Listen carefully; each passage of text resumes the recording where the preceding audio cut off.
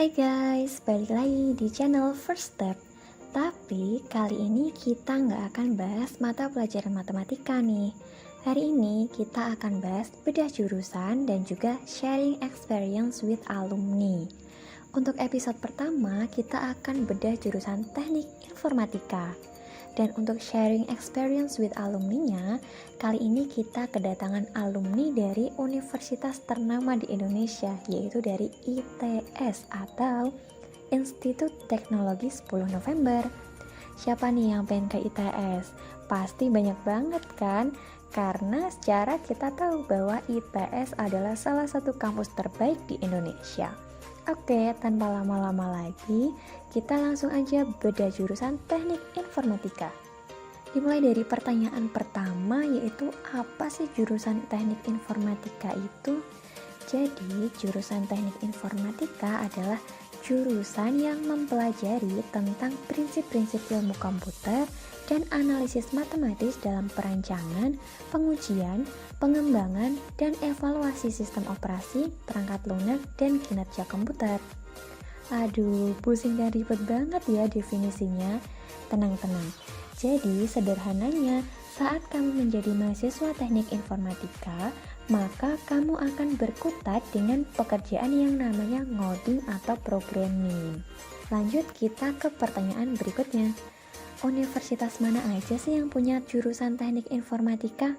Banyak banget universitas di Indonesia yang memiliki jurusan teknik informatika. Di sini kita akan berikan beberapa universitas terbaik yang memiliki jurusan teknik informatika. Yang pertama ada Institut Teknologi Bandung atau ITB. Kemudian ada lagi Institut Teknologi 10 November atau ITS. Nah, berdasarkan data tahun sebelumnya, daya tampung di ITS ini ada sekitar 90 mahasiswa. Kemudian ada lagi di Universitas Pajajaran atau UNPAD. Di UNPAD ini daya tampungnya cukup sedikit, yaitu hanya sekitar 40 mahasiswa.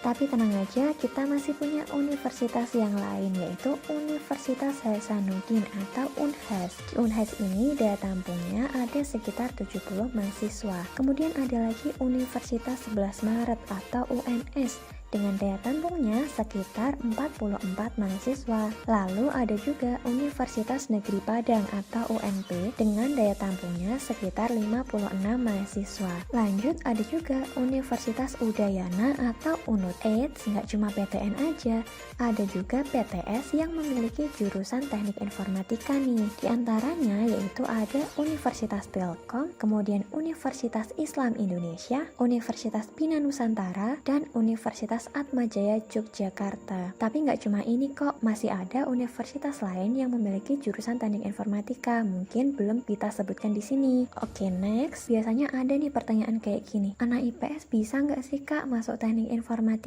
Jawabannya bisa banget, karena berdasarkan kebijakan baru SNBT kali ini, kalian nggak perlu pilih sosum atau saintek, tapi kalian bebas mau pilih jurusan apa aja. Yang penting kalian bisa lolos passing grade-nya. Jadi buat kalian anak IPS tenang aja nih, bisa kok masuk teknik informatika. Oke, untuk mengetahui lebih dalam lagi tentang teknik informatika, kita langsung aja masuk ke sesi sharing experience with alumni. Kali ini kita kedatangan KL dari ITS. KL ini pengennya dipanggil pakai inisial aja guys, jadi kita panggilnya KL ya. Nah, sebelum kita masuk ke sharing experience with KL, kita kasih disclaimer dulu nih. Jadi di sesi ini kita sharingnya berdasarkan experience dari KL. Kalau seandainya di luaran sana nanti kalian menemukan experience dari alumni yang lain ternyata berbeda, itu wajar-wajar saja, karena setiap alumni atau setiap orang pasti kan punya experience yang berbeda-beda. Oke, langsung aja kita mulai dari pertanyaan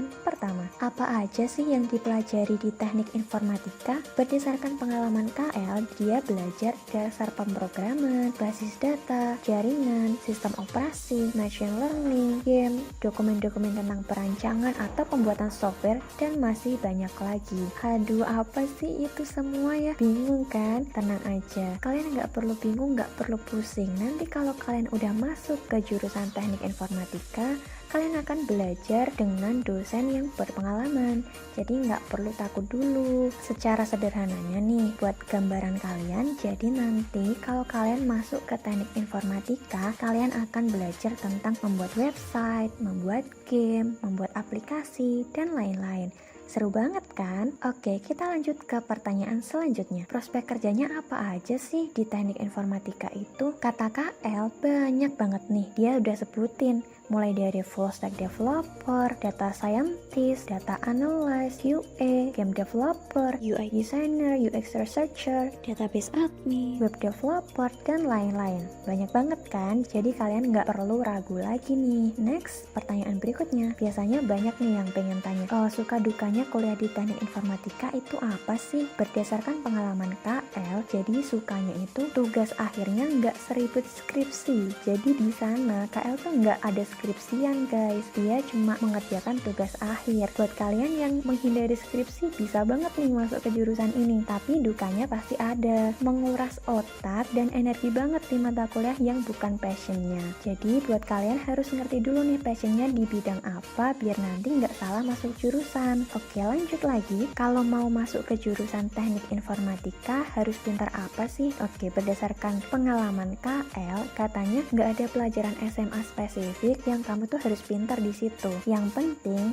logika kalian itu lancar. Kalau kurang lancar ya banyakin latihan. Plus jangan gampang nyerah. Jadi nggak usah takut dulu nih buat kalian yang kak aku nggak pintar matematika nih, kak aku nggak pintar ini, nggak pintar itu. Santai aja. Yang penting logikanya lancar. Lanjut, apakah KL ada background tentang ilmu informatika waktu SMA? Jawaban KL nggak ada sama sekali. Sedikit pun dia nggak punya background tentang ilmu informatika waktu SMA. Jadi kalian tenang aja nih kalau kalian nggak punya background tentang ilmu informatika waktu SMA, karena KL udah buktiin walaupun dia nggak punya background tentang ilmu informatika waktu SMA, dia bisa belajar dan bisa lulus tepat waktu di ITS jurusan teknik informatika. Lanjut, gimana sih cara KL bisa survive di teknik informatika? Nih, KL kasih tips. Kata KL, kuncinya adalah temen. Cari temen yang baik dan pintar. Sama tentunya tetap usaha sendiri dengan belajar dan pokoknya intinya tuh trial and error aja. Oke, next kita cari tahu nih biaya kuliahnya mahal nggak sih kak di teknik informatika? Berdasarkan pengalaman KL,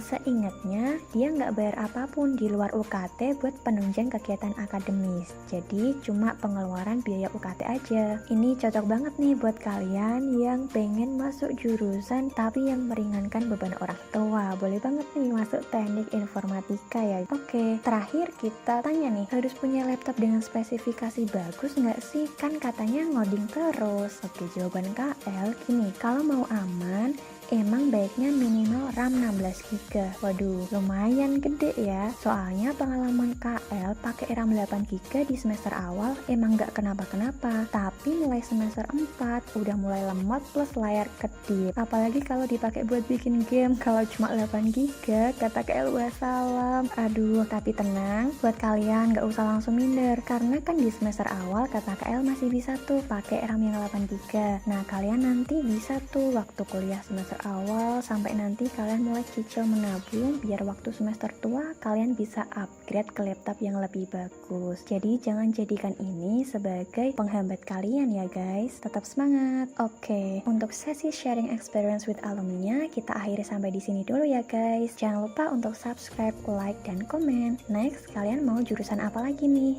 Tulis di kolom komentar ya. See you.